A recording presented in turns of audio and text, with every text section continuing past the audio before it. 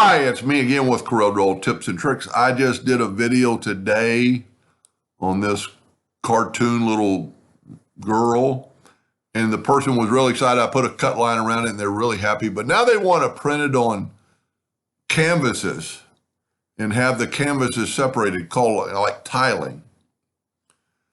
The best way I know how to do it is go to underneath your polygon flyout, you have graph paper.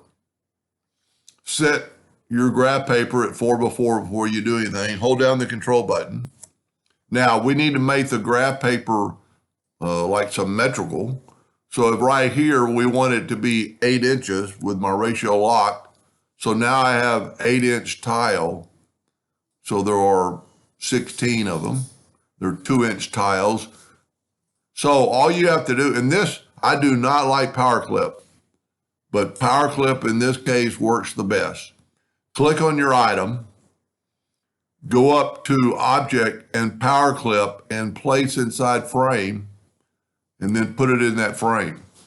And at this time, you can move it around, you can edit it, you can move it around to wherever you think you want to have it, like you'd want this hand, and then say finished, and then click on you're basically clipping on the power clip too, but go up to object, group, and ungroup it.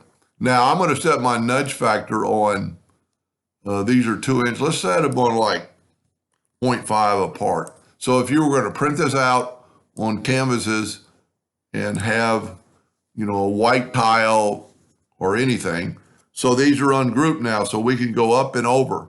So it'd probably be better to, if you want them a 1/2 inch apart, grab these and move these up, and then move these out a 1/2 inch, whoop. And then you could just keep going because you've already got that first 1/2 inch. I'm just going to kind of show you. So there's going to be some printing, so you need to take these and move them down. Probably wouldn't hurt to go ahead and move these, whoop, down at the same time. And then you could grab this twice, once, leave that one, right. I'm just using my right arrow key and my left arrow key.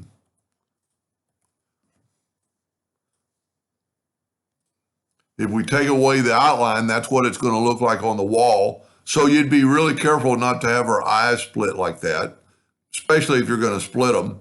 So you need to kind of watch that. And maybe they're not going to have them a 1/2 inch apart, but you might want to consider putting her eyes this will be I've always wanted to do this and then hang this on a wall. This particular one, I would maybe, it's her arm's going to look messed up. If we put them all back to where they were and you printed them and just had them hanging, then it would look okay. If you just butted the pictures up, if you did not, maybe I'm a little bit confused. Maybe they're not going to space them out, but you could still space them out. And this would be a pretty good way to make a puzzle out of a picture. And it's basically the same thing. And if I get time later, I might make this graph paper. There's graph paper. There's also table, but I find the graph paper works pretty good. Anyway, I hope that helped them a little bit. Thank you for watching.